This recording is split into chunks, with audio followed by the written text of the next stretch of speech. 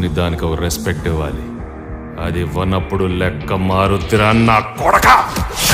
Victory Venkatesh mile stone మూవీగా తెరకెక్కిన 70వ చిత్రమే సైదవ్. Hit to famous Shailesh కోలను దర్శకత్వంలో చిత్రము రూపొందింది.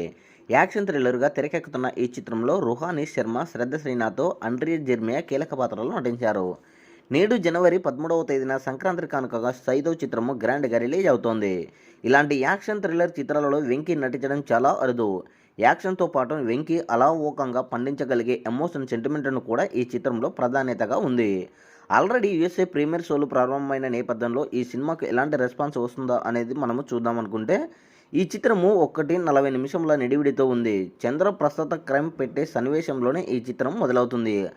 ఆర్యతో పాటు వెంకీ కూల్ ఎంట్రీ ఇస్తారు.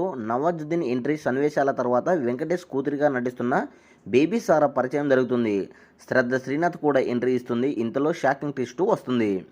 ఇంతలో సైదవ్ పాత్రపై తీవ్ర ఉత్కంఠ నెలకొంటుంది. విక్టరీ వెంకటేష్ ఒక్కసారిగా యాక్షన్ మోడ్లోకి మారిపోతాడు. సైదం బ్యాక్ స్టోరీ ఏంటనే దానిపై సస్పెన్స్ కొనసాగుతుంది. భారీ గన్ ఫైట్తో ఇంటర్వెల్ పడుతుంది. ఫస్ట్ హాఫ్ మొదటి 30 నిమిషాల వరకు చాలా స్లోగా ఉంటుంది.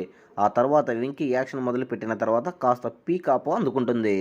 కథ కూడా ఆసక్తికరంగా మారుతుంది. అయితే యాక్షన్ చిత్రాలకు బీజిఎం చాలా ముఖ్యం. ఈ మూవీలో బీజిఎం తేలిపోయింది అని ఆడియన్స్ నుంచి రెస్పాన్స్ వస్తుంది. పవర్ఫుల్గా ఎలిమెంట్ చేయాల్సిన సన్నివేశాలకు బీజిఎం సపోర్ట్ లభించలేదు. ఓవరాల్గా ఫస్ట్ హాఫ్ ఆశించిన స్థాయిలో లేదు అని చెప్పొచ్చు. ఇంటర్వెల్ తర్వాత కూడా కథ చాలా ఆసక్తికరంగా మారుతుంది. దర్శకుడు శైలేష్ కోలను కూడా ఎంతో బలంగా చూపించే అవకాశం ఉన్న సన్నివేశాలను కూడా స్లోగా చూపించారు అని తెలుస్తుంది. ఫలితంగా యాక్షన్ థ్రిల్లర్కి ఉండాల్సిన ఇంపాక్ట్ రాలేదు.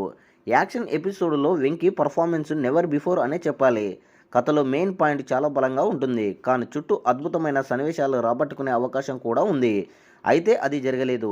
స్టోరీ చెప్పిన విధానం పూర్తి స్థాయిలో ఆకట్టుకునేలా లేదు. వీలైనంత వరకు ఎమోషనల్ సీన్స్ కూడా వెంకీ తన బెస్ట్ ఇచ్చారు. అయితే అలాంటి సన్నివేశాలలో మ్యూజిక్ చాలా అవసరం. సైదం చిత్రానికి మ్యూజిక్ బిగ్ మైనస్ అని చెప్పాలి. క్లైమాక్స్ ఆకట్టుకునే విధంగా ఉంది. వెంకటేష్ అవసరమైన యాక్షన్ అవతార్లో ఆ తర్వాత ఎమోషనల్ సీన్స్ను స్విచ్లా మార్చినట్లు తన బాడీ లాంగ్వేజ్ అద్భుతంగా మార్చాడు. అయితే ముందుగా చెప్పుకున్నట్లుగా వెంకీ 75 మైల్ స్టోన్ చిత్రానికి ఉండాల్సిన ఇంపాక్ట్ లేదు. ఓవరాల్గా సైదవ్ చిత్రంకి యావరేజ్ మూవీగా నిలవనుంది అనే టాకు వినపడుతుంది.